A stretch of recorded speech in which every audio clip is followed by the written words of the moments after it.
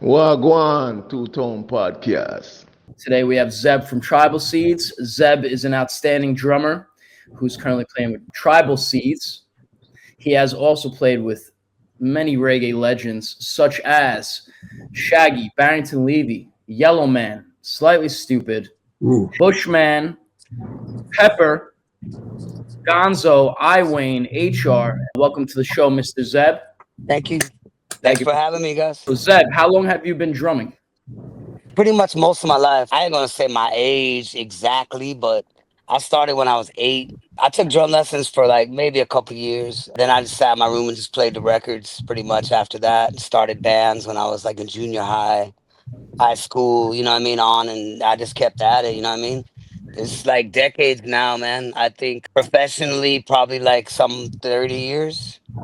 So how'd you meet all these reggae legends? I started out back in some other Jamaican. I mean, I had reggae bands in LA. Back then, this Cali reggae thing wasn't a thing yet. If you played reggae, you played Jamaican reggae with Jamaican artists. Even in LA, there was a lot of Jamaicans.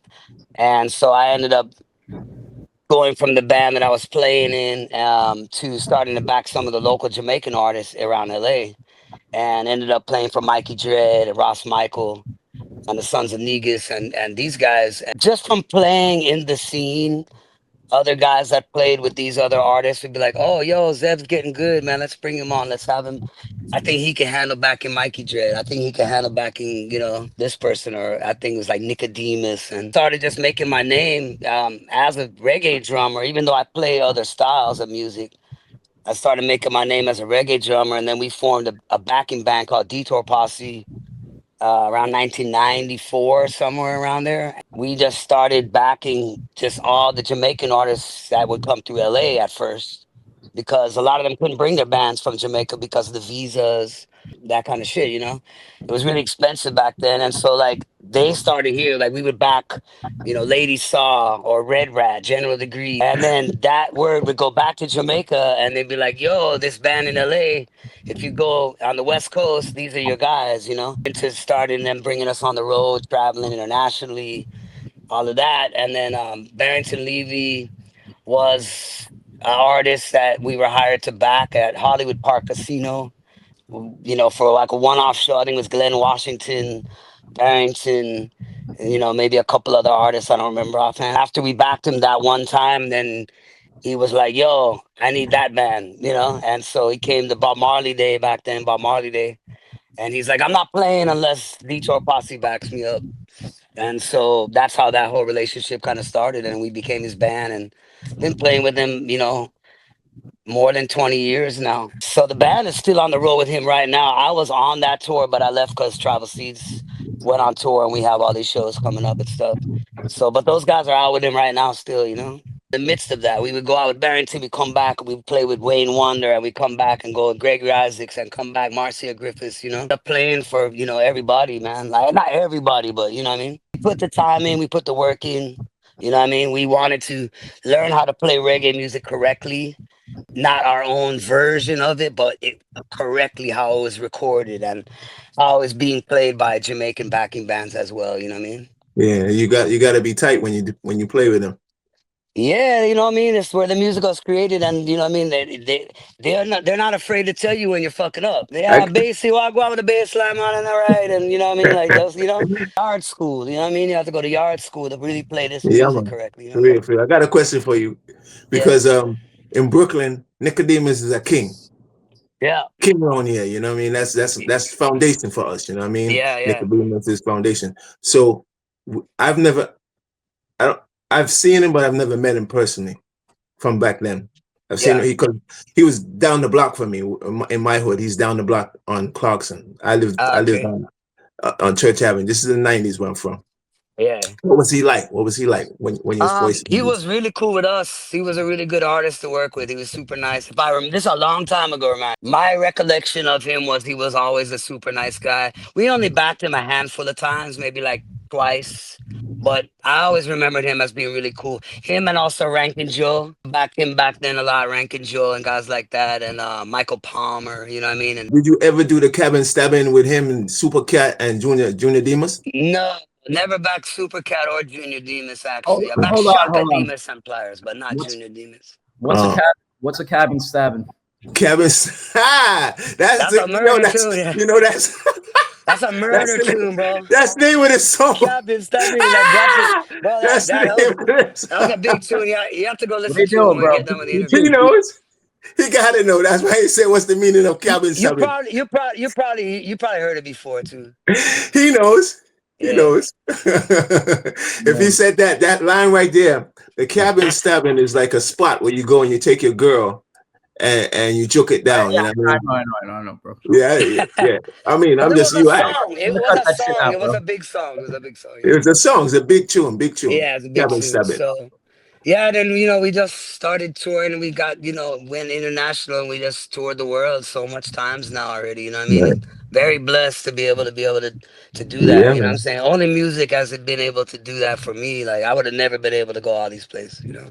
Have you So ever documented it, like photographs with these guys, like anything? yeah. We have some, but remember back then there was no social media. True. It was True. like, shoot, man, when we first started all that, I mean, we probably had flip phones back then, you know what I mean? So it's like there is Not even. documentation. There's a lot of videos on YouTube Yeah. of Vitor Posse backing various artists over the years and like TV shows. We got to do a lot.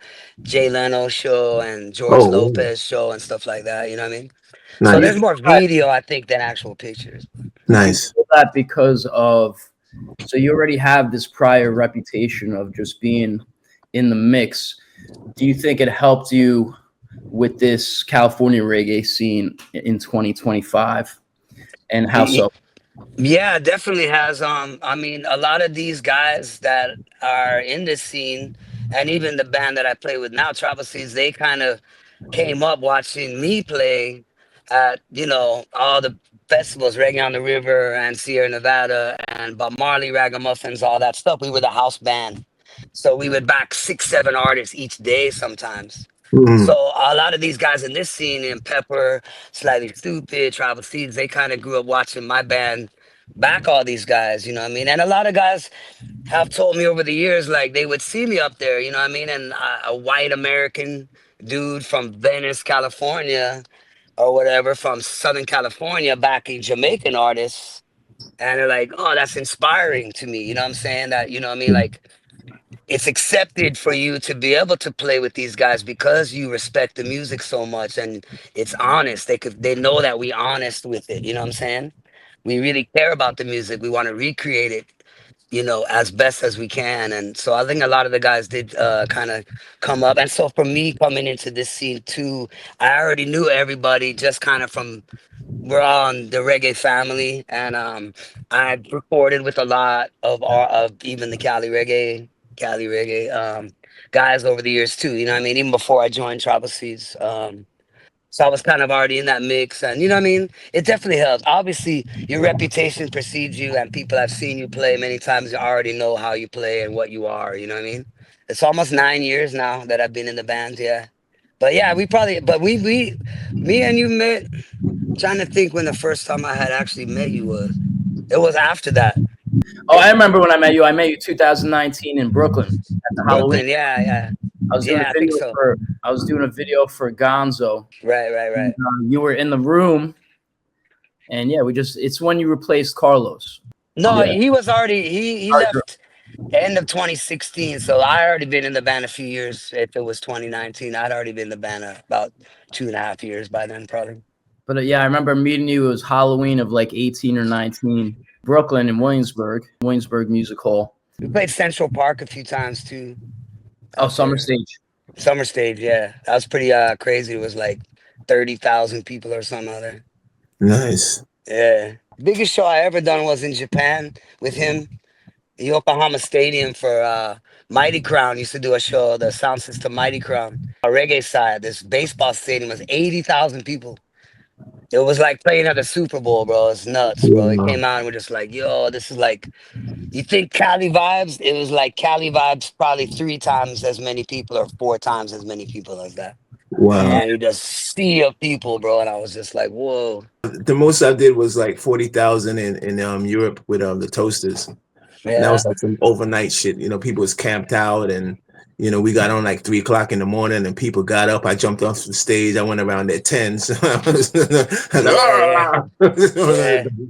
You know what I mean? But nah, no baseball, no football stadium. That's crazy. Yeah. It was pretty crazy. Yeah.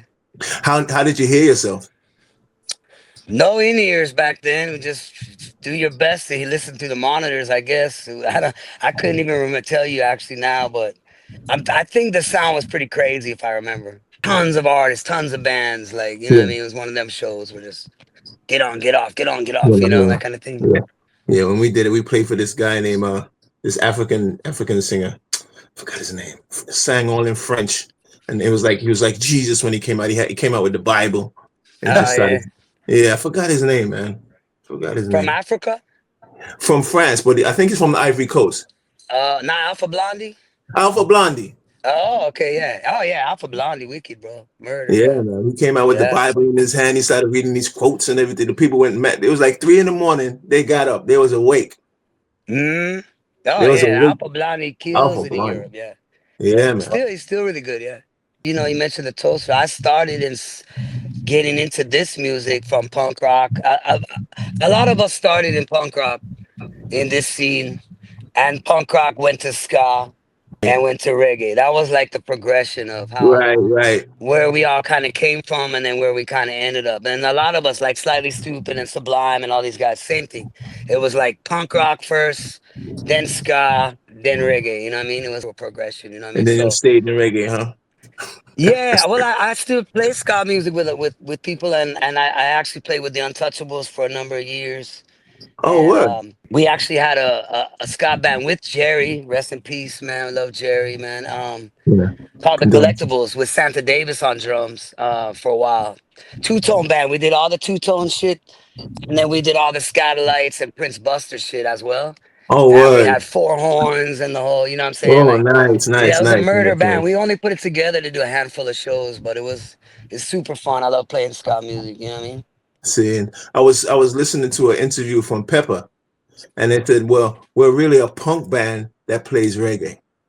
Right. So it just attests to what you're saying, and I'm always like weird, like when I go in, when Jeff took me around to on the Reggae Rise Up, all these dudes knew who I was, and I was like, how they know who I am? But now it's like, they all come from the scene and just stay Yeah, here. and yeah, and I'm telling you, it's punk rock, ska, reggae. You know what I mean? And most of the Yeah, people that play reggae still listen to punk rock and ska or play it. You know what I mean? yeah, yeah. Should the fans of the reggae rock scene now be, should it be should they have that knowledge? Is it essential that they have this kind of knowledge, or it shouldn't matter if they have that knowledge or not? Should they go as not knowing anything and just going? The fans don't care. The fans don't care. The musicians would care more about where it came from and origin and all of that. But the fans just I want to dance. agree. Yeah, I agree. The fans are gonna like what they're gonna like. They don't Yeah, necessarily. I mean, look at hip hop. I mean, like if people now listen to the hip hop that they listen to and shit, they don't know like the Backpack Age and Far Side and facts. Souls of Mischief and all that stuff because Yeah, they didn't grow up on that. They grew up on the shit that they like now. right, So I don't know. I mean, I think if you like a genre of music, you should definitely try and go back and listen to the pioneers of it. But it's mm, not necessarily a requirement, obviously. right. But I think as a musician, like what Cooley said, I think that more of the musicians really respect where the music came from and Yeah, listen to more of the old stuff. You know what I mean? To learn and to to immerse themselves into the music and the facts. culture. You know what I mean? Yeah, because even with that, right? They could even take from what was and bring it forward into this. You know what I mean? They're gonna use the ideas. They're gonna steal some of the ideas. You know what I mean? They're gonna borrow them. You know? There's nothing new under the sun in this thing, bro. Every chord progression already been done. So Facts. now it's just a matter of trying to take what's been done and making it your own. You know what I'm Right, saying? right, right, Somehow, whether it's your right. melody or your lyrics or the way you're putting genres together.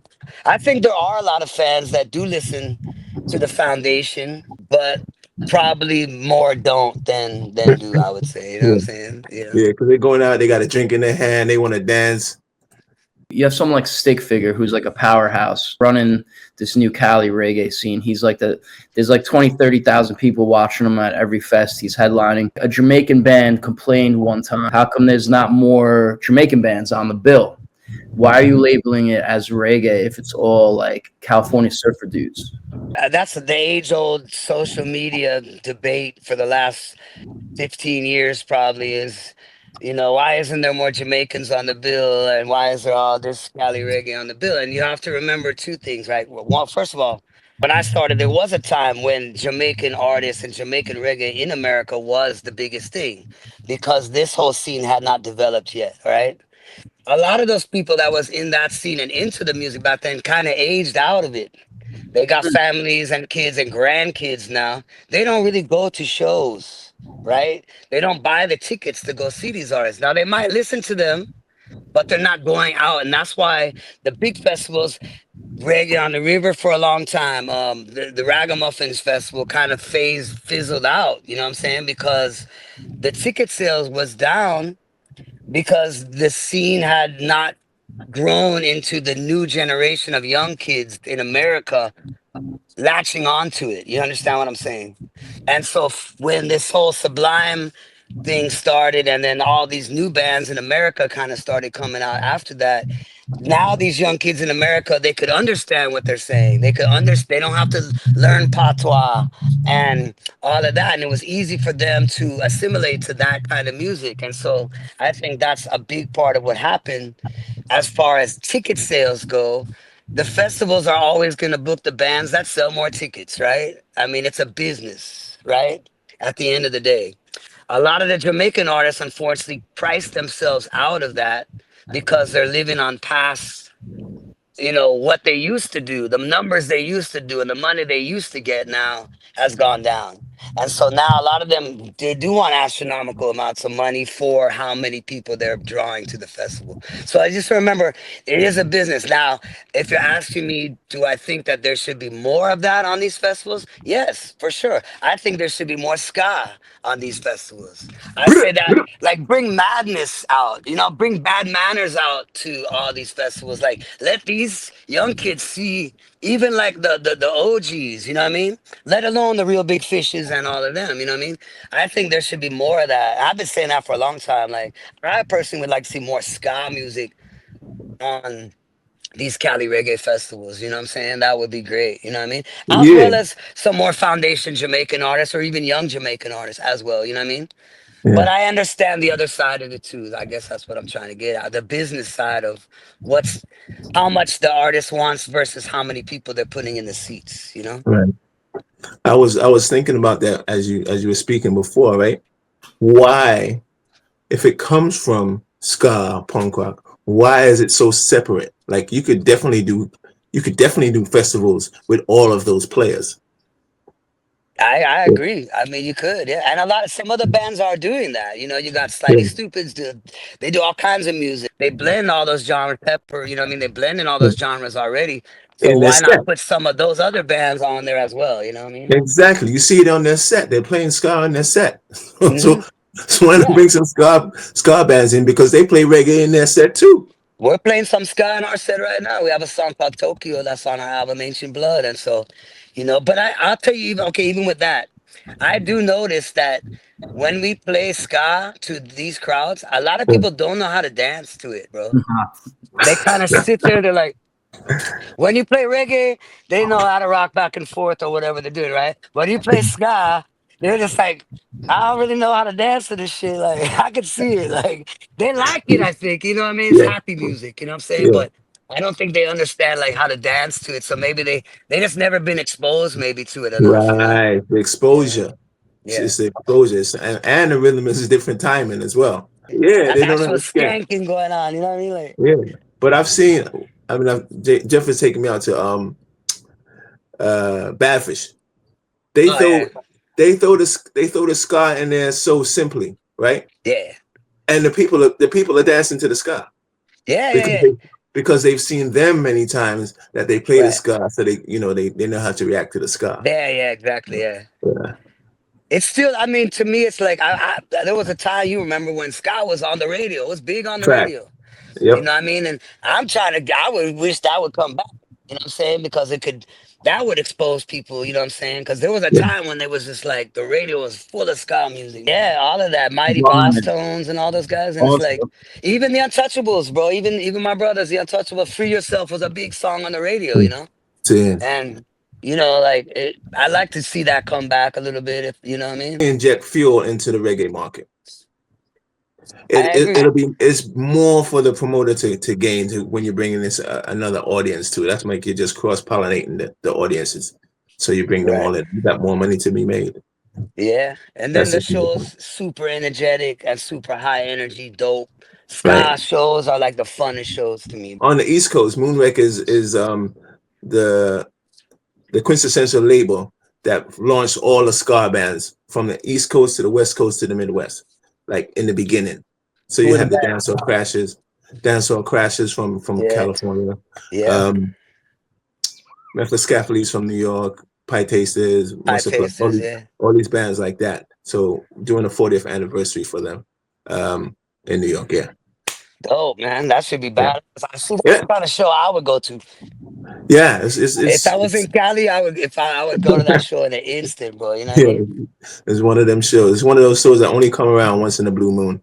I played with the Rise Roots a few weeks back. We played with the Slackers, and they were Oh really yeah, good. Still, oh yeah, still, of man, they course. were crushing, Ever, bro. ever solid. They've never stopped.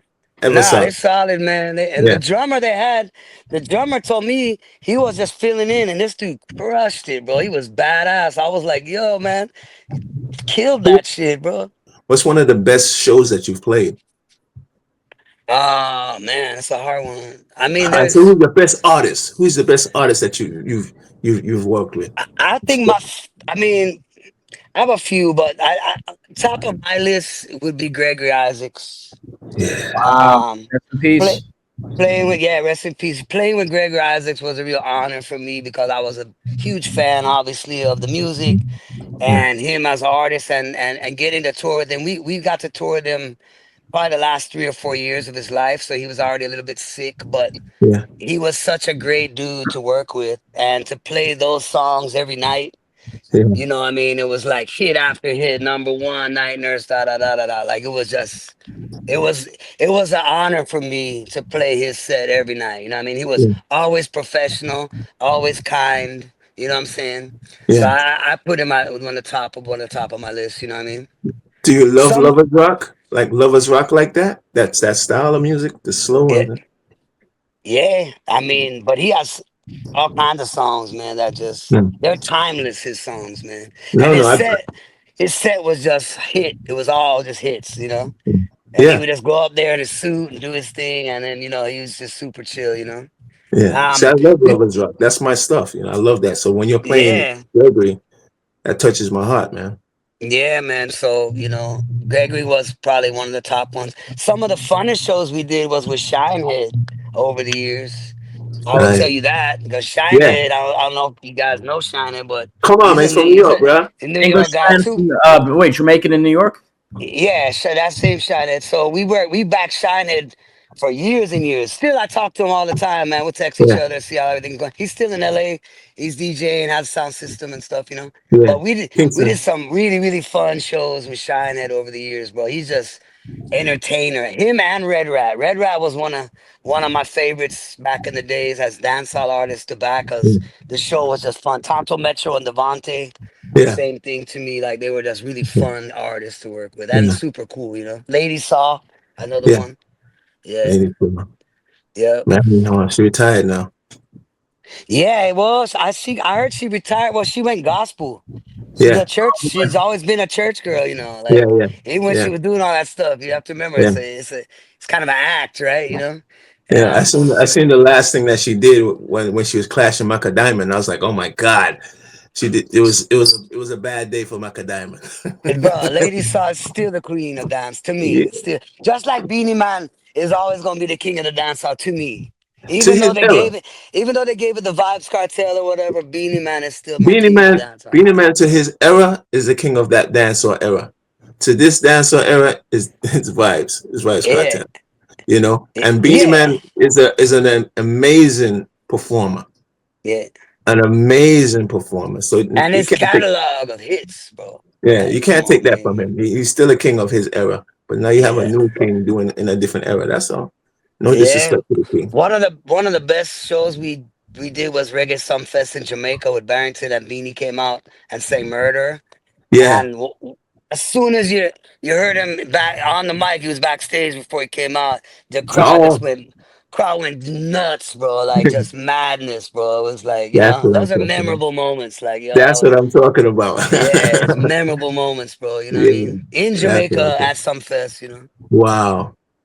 At yeah, Sumfest. at Sumfest, yeah. Wow. We got to play Sumfest about 5 or 6 times over the Nice. years. Yes. That's obviously a big honor to play Of in course. Jamaica at Reggae Of Sumfest. You know what course. I mean? Like, Of, you can't. of That's that course. stuff you can't buy. You know what I mean? That's like No. experiences. Like, yo, man. When you So go, you're like it'll start off like what else, 6, 7 o'clock, and then go into the next day. You don't even know that time is passing.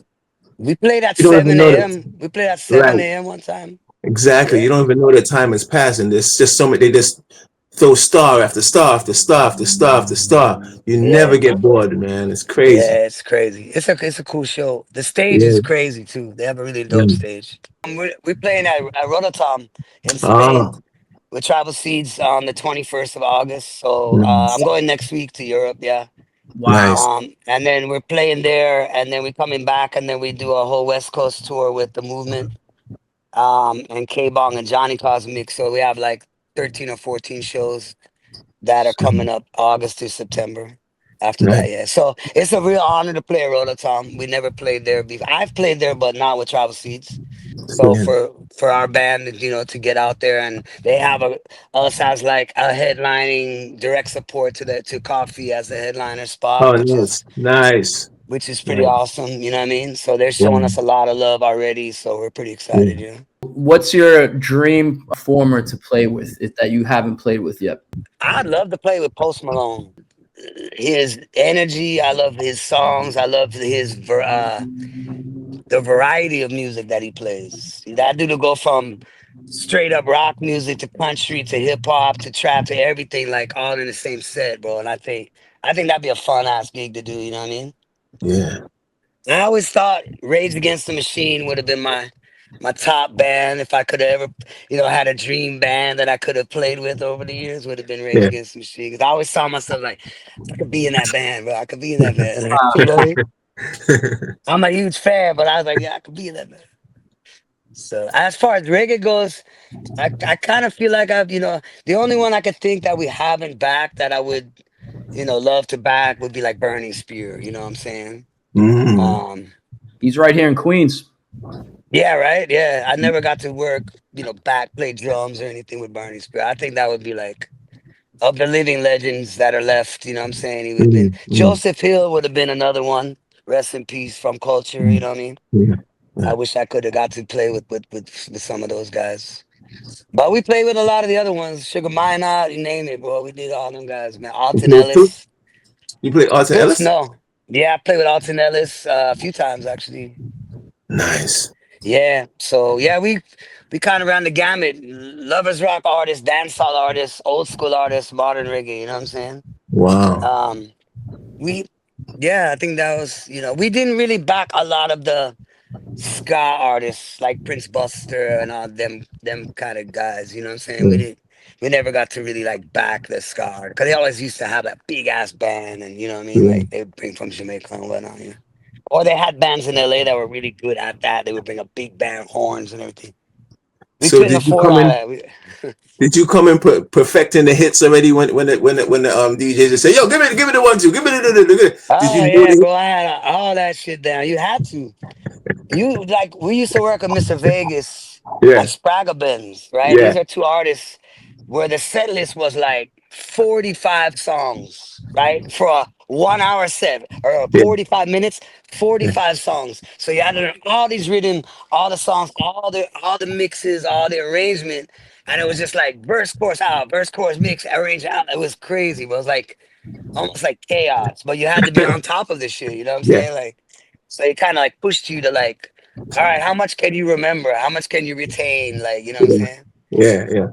How much Yeah. time did they give you to learn it? Years. Oh, you mean their sets? Yeah. I mean, that was by that time we were pretty good at it. You know, we would rehearse on our own before we got with the artists, But make how our much time would they give notes. you? Say like they're saying, all right, yo, we'll come next week. What? How much time they give you to We would learn get the one, bro. We would get one rehearsal. Usually shit? one rehearsal, bro. That's it.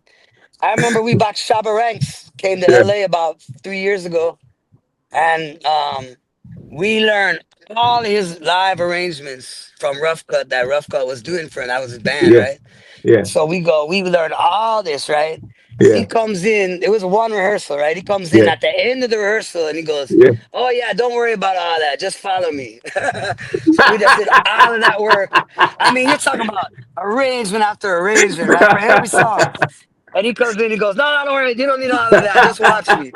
So I learned as a backing drummer over the years how to really read the artist, watch their body movement, how Right, they dance, when they right, want something sped up or slowed right. down or mixed. You Yeah, know what I'm saying? I would learn those things just by backing so many of them and watch the yeah, body language. You know what I mean? yeah, Yeah. yeah. That's what I do to the band, man. They're like they come with the list, and then there's what I'm gonna play. Trust me, dog. We gone through that more times than I want to admit. And sometimes we like when we were doing Bob Marley days, Yeah, Ragamuffins and all that.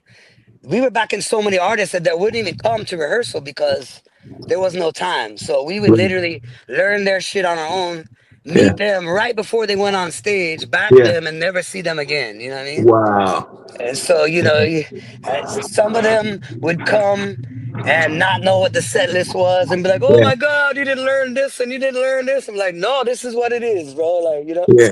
They this is just what we're gonna do. If it's something we know, then we'll do it. But otherwise, this is it.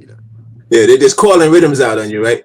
A lot of times they're just called rhythms, you know what I'm saying? Yeah, But a lot of times there's songs that do have bridges and changes and yeah, arrangements and shit. And you're like, well, yeah. your manager didn't send that to us, so this is what they sent to us. This is what we learned. You know what I mean? That kind Yeah, of shit.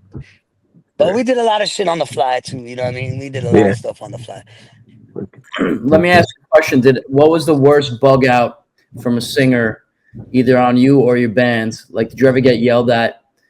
No, we never really got that because we always did our homework pretty well. I will say the craziest one was Leroy Smart. They're I don't know done. if you guys know Leroy Smart. You probably They're do, Paulie, done. right? They're done. So yeah, right. So Leroy Smart is a crazy man. He's kind of out there, bro. So he's one of them that came and we learned all his hits, right? They didn't send us a set list now. They go here back in Leroy Smart, 45 minutes. We asked the manager, "What do you want to do?" He said, "Just pick the ones you guys think that LA wants to hear." So we picked the big hits, Ballistic Affair, and Yeah, all those songs, right? So we had a nice set for him. He comes and he sees the set list and he starts crying and he's like, "Oh my God, no, I don't want to do any of these songs." And no, and he starts throwing a tantrum like backstage. And the bass player was like, "Well, too bad, bro. This is what we're gonna play." So we get on stage and we're playing and we're crushing, and the audience is feeling him at right when he came out, right? So then yeah, he's like, "Okay, cool," and he starts doing his set. But in the middle of set, I mean, this dude was kicking over mic stands. At one point, he fell on his back off of the monitor, and he was just on his back like a turtle singing and like, What? oh my God, bro. We were just like, what the fuck is going on here, bro? For 45 minutes, this guy was like an erratic animal, bro, on stage, bro. yeah, But he freaked out over what the set list was before we yeah. even got on stage. And we're like, yo, I don't know what to tell you, but you're going on in 10 minutes. So But like he killed it though, didn't he? He killed it.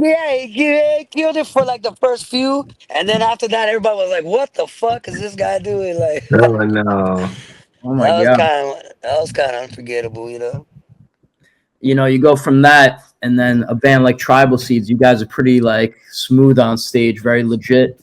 Yeah, because we rehearse and our shit is set. You know what I'm saying? It's not a lot of Jamaican artists. This is gonna be a throw and go of vibes. They're going on vibes. You know what I'm saying? But with our band, no, we want it to be perfected, and we have the lights and the shit. The production stuff, the video Yeah, synced with the music. You know what I mean? There's not yeah. really a lot of room for ad libbing for a lot of things. You know what I'm saying? Gotcha. Gotcha. Oh, interesting. So. which I do like as well. You know what I'm saying? Yeah. The other side is those artists where you're constantly okay. What's he gonna do now? Like, oh, I gotta follow this guy. Where's he going? What's he gonna do? You know what I mean? Which is kind of fun too. You know what I'm saying? But Yo, that's me all day. yeah, I can see that. Yeah, but at least do you give Um, your band cue like hand signals Yeah, at yeah, yeah. least or anything? They Yeah. got the hand signals, and As then long as you do I set up. that, Yeah, I set it up with a little speaking in the front so they know which song I'm going. And if they don't know, I'm just like la la la la la. Then they're like, okay, they're yeah, ready. One, yeah, two. yeah, You know? and that's cool. Like one of the best artists for that was Frankie Paul, Yeah. because anytime he wanted the next song, he would just go like this and put his hand up like that. All right, next two, and he would do like that. Go next two, you know, Ha! next two or whatever. You know, he's like, all right, next two. Like he was really good at that. Let Some me ask guys. you, if you backed him, how did they respond to Sarah when he sang it? Ah, bro, crush every night, bro. Sarah, the big tune, bro. Big Big tune. tune, big tune. I mean, Frankie had all big tunes. Like his set also, like Gregory was like hit after hit after hit. And then Yeah. he had the covers like Sarah and them songs, you know Yeah. what I'm saying? Like he murdered, man. Him and Sanchez are the best for that. Did you back Sanchez too? We backed him one time, Sanchez, yeah. Nice, nice, Yeah. nice, We backed him nice. one time. But Frankie Paul, we backed a lot, We Wicked. got Jamaica probably about 7 or 8 times, probably, yeah. And we Nice. played on a Jamrock cruise as well. Nice, nice. And I welcome the Jamrock cruise, yeah. Yeah. Wicked. what about Yeah. Kingston? You ever hang out like the Kingston, like Dubwise or Yeah. Dub Club? I never been to the dub club in Kingston, but the first time I went to Jamaica, I spent like 3 weeks in Kingston. Um, like soldier style, bro. I was sleeping on a ping pong table at the Bridges backyard, eating porridge because that's how we could have porridge, and you know what I mean. And so Mm. cause I went to Jamaica with Ross Michael and we played some fest from Montego Bay. And then we all went to Kingston and then we got there and Ross was like, all right, I'm gonna go do some stuff. Good luck. You know what I mean? So me and my Whoa. brethren, we had a friend out there, Rastaman brethren, and we went over there and this is a cool story about the same trip. There's a scene in the Bob Marley movie One Love where they go in the hills with Mortimer Plano and they're playing Naya Bingi and Smoking Yeah, Chalice, right? With yeah, Mortimer Plano. So yeah. we did that with Mortimer Plano when I went to Jamaica my first time. Word, So when that word, scene came up, I was like, I was there, yo. I was right word. there for like, I'd say 18 hours, bro. That's Naya Bingi and Whoa. Chalice. You And was I up had in my the locks hills. back then. Yeah, in the You was up hills in of the Jamaica hills. with Oh Mortimer shit. Plano, bro, with the That's same crazy. Rasta. So when I seen that scene, I was like, yo, it's wild, bro. Like it brought me back to my first time when I went to Jamaica. Wow, that's deep. Yes, it was really deep. And to be there with Ross Michael also, Bible and Bingy and all Yeah, of the vibes, bro, was yeah, was man. was heavy. It was heavy vibes, yeah. Wow. Yeah. That's experiences, but you can't buy, you know what I mean? Yeah, Like, yeah, you can't buy that, man. That's nah, deep. man. That's deep, Yeah. brother. I remember like 10 years ago, first time I went to Kingston and we were at a bar. It was like for a Sean Paul video. And we were at Sean Paul's bar and the bouncers had like AK-47s. They were just holding AK-47s, drinking red Yeah. stripe. And I'm like, Crazy, bro. is it real? And Yeah. they're like AK-47s, don't fuck around. I'm fucking Talop, around, Talop, bro. Talop, Yeah. Talop. That's what it name. Talop, Talop. Yeah, Tyler, yeah. I took a photo. I actually took a selfie with these dudes holding the AK-47s. Yeah, I that's was pretty like, crazy. photo. They're like, yeah, and I took it. And You're then like, hold on. Sean Paul's like, what are you doing? Like, sit down. We worked with him for a lot of years too, Sean. He's a cool Um, dude. He's Super cool. Yeah, I worked with him for about 5 or 6 years. Yeah, he was a great artist to work for too. Nice. Yeah, he was a really, really, really cool guy. Yeah, we're gonna be at Rototom in Spain on August 21st, and then we will be back to West Coast to the Coast to Coast tour with the Movement and K Bong and Johnny Cosmic, uh, August 25th through September 13th. So come out to the show if you can make it. And thank you guys so much for having me, man. You know what I mean? It was Boom. good talking to both of you guys, man. And we're gonna sir, Respect, link man. up next time I'm in New York for sure.